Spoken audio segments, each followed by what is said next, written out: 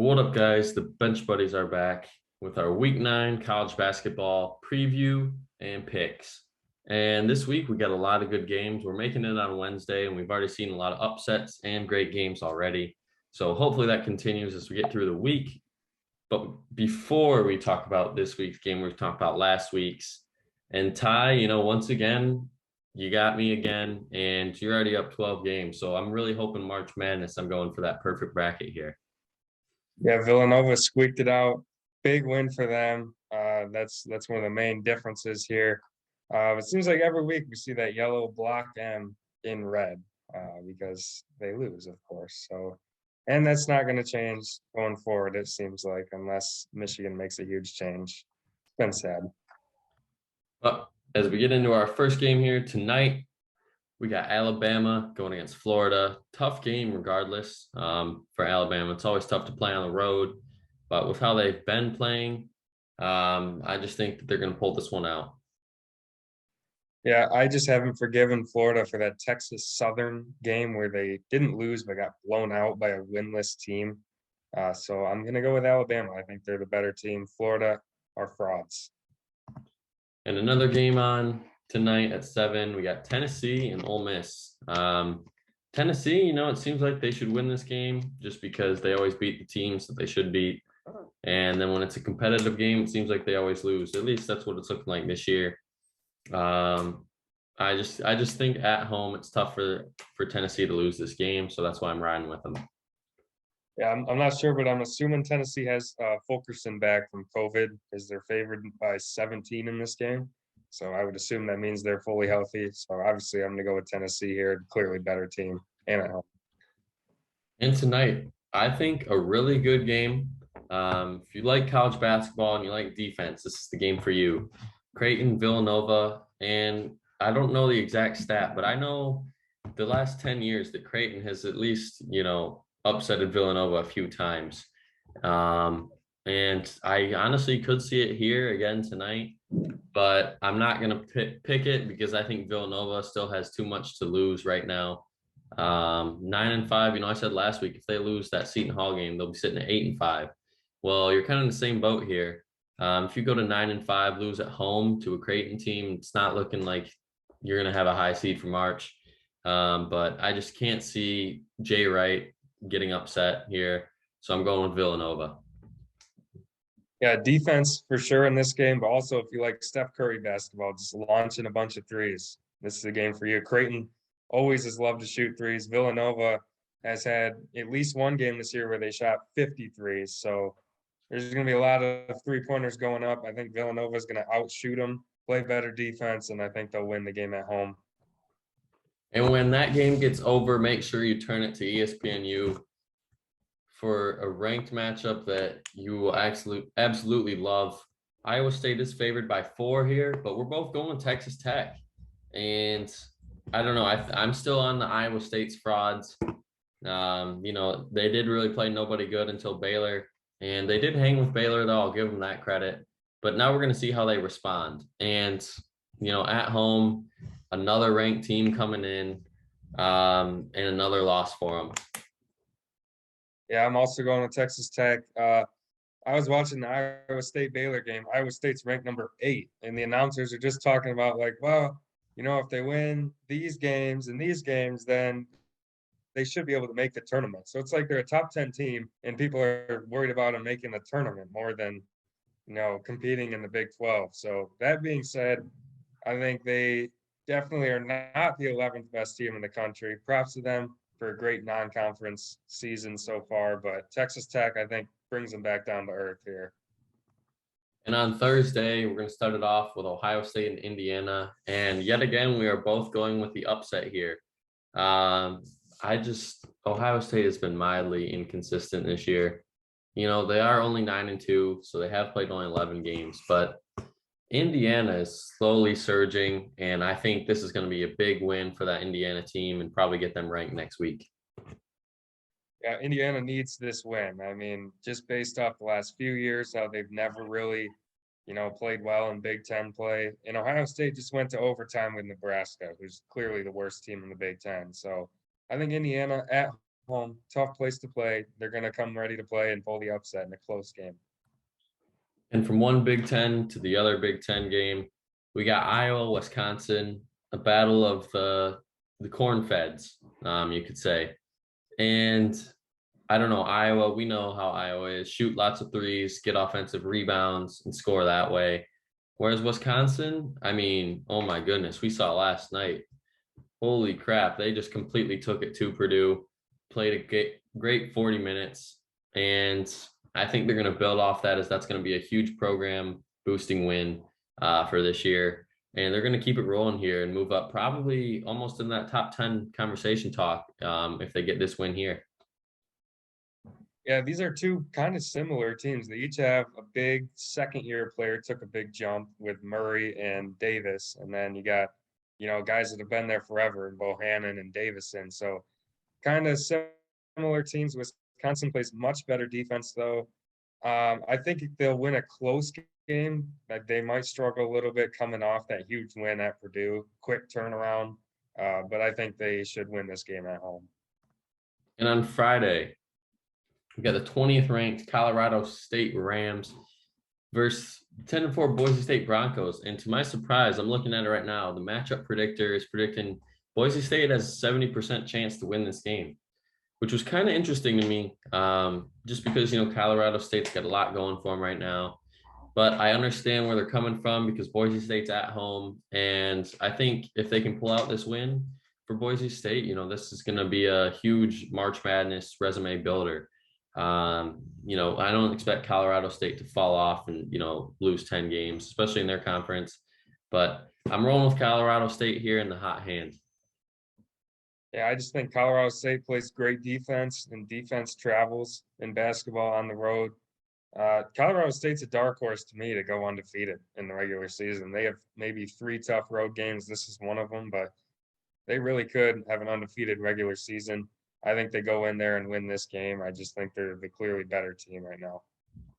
And on Saturday, they kick off a huge slate of basketball games. We got Wichita State, Houston, and, we're still just going to talk about, Marcus Sasser. How are they going to keep responding game after game without him for the year?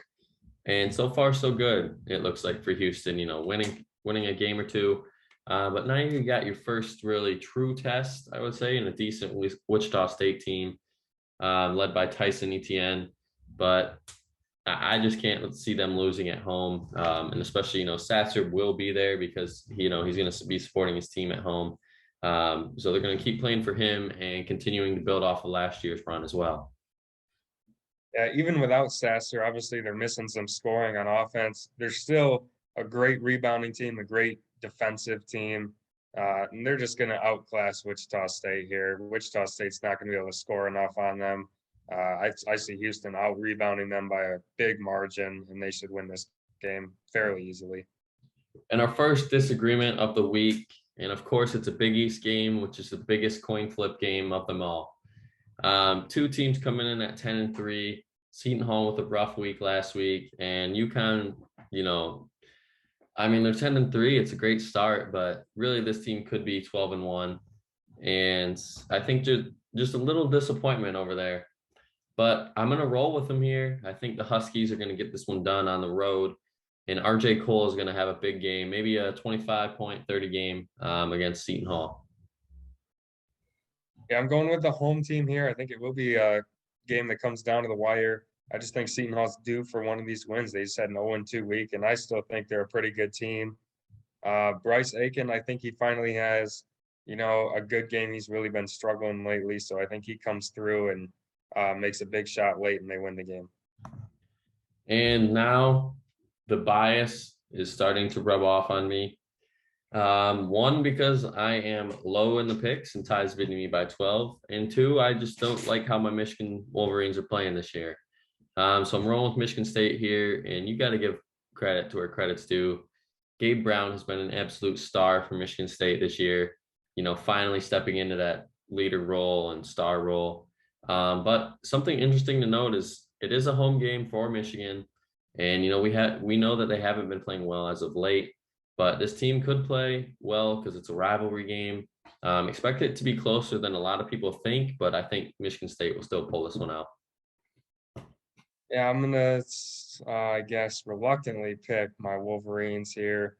Hoping they get their four key players back that were out to COVID last night.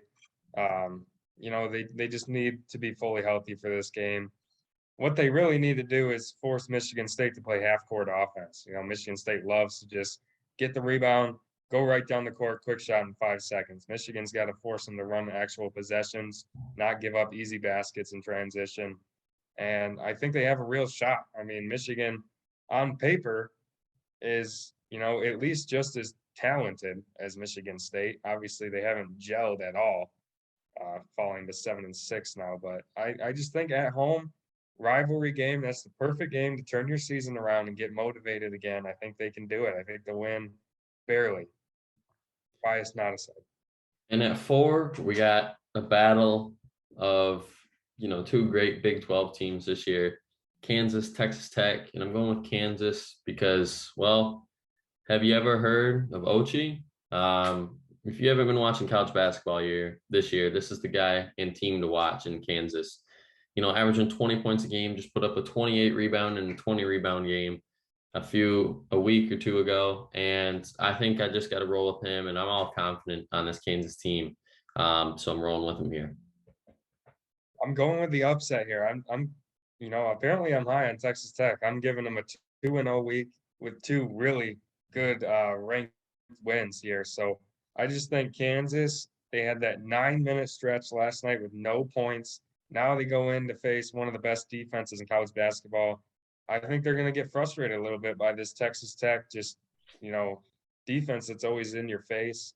And I think Texas Tech's going to make it an ugly game. That's how they like it. And I think they'll win a close game at home. And at 5, we got Baylor, undefeated, #1 in the country, versus 10-1 TCU. And I didn't know they had only one loss. I thought in the last video they had 3 losses, but here they are with one. But after this game, they're going to get to 2 losses. I was talking about how Baylor is the most versatile team in the country, up and down on defense, offense, doesn't matter. Baylor's going to give it to you. And I think Baylor's going to move to 15-0 here. Yeah, it could be a trap game, like you said. One loss team going on the road. Um, I just don't see it. I think Baylor's going to win this game pretty easily. TCU kind of reminds me of DePaul, who I talked about last week. They always seem to be, 10-1, 11-2 going into conference play. They have a good non-conference, and then they just, kind of tank in conference play. And I think this will happen again. I think Baylor will win pretty easily, even though it's on the road. And at 6 o'clock here, we got a battle of some teams that, kind of aren't desperately needing a win, but looking for a big win here. And I'm going with Iowa State. Yes, I know I just said they were frauds about a few minutes ago, but we're going to see if that fraud claim is true or not. I don't think it is going to be completely true. I do think they are getting a little more recognition than they deserve right now. They really haven't played anyone good except Baylor, and I think that's what's kind of starting to turn the table for me on this Iowa State team. I know it's a home game. They played really well against the #1 team in the country, and it's really going to be about how you respond this week. And I think they will go at least 1-1 with a tough schedule this week, and this will be the win that they get. Yeah, unfortunately for Iowa State, I'm going to predict them to go 0-2 this week. Both kind of toss-up games for them. Unfortunately, I just have them losing both of them.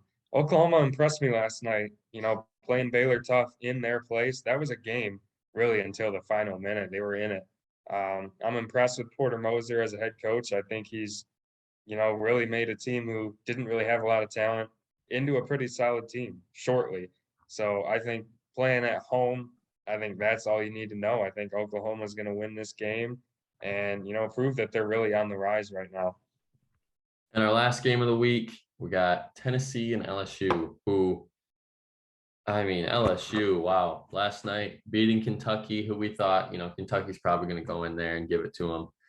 And it was really the other way around. It seemed like LSU, they were down and out early in the second half, but they kind of clawed their way back, got back into it, won late. But Kentucky, I mean, geez, we know Kentucky and Calipari, how they always come to March ready to play.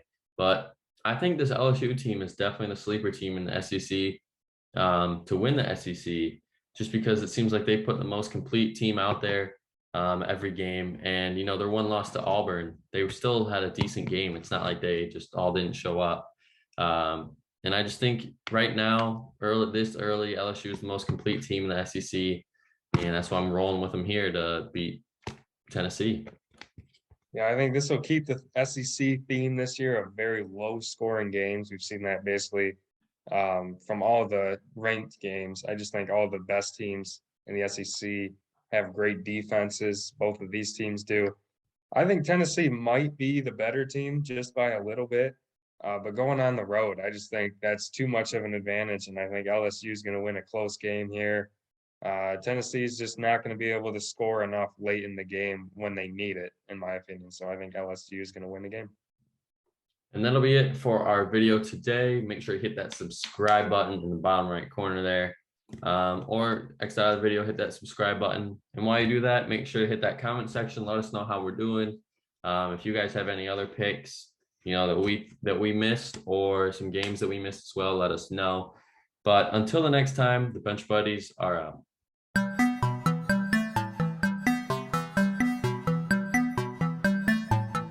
She never called back.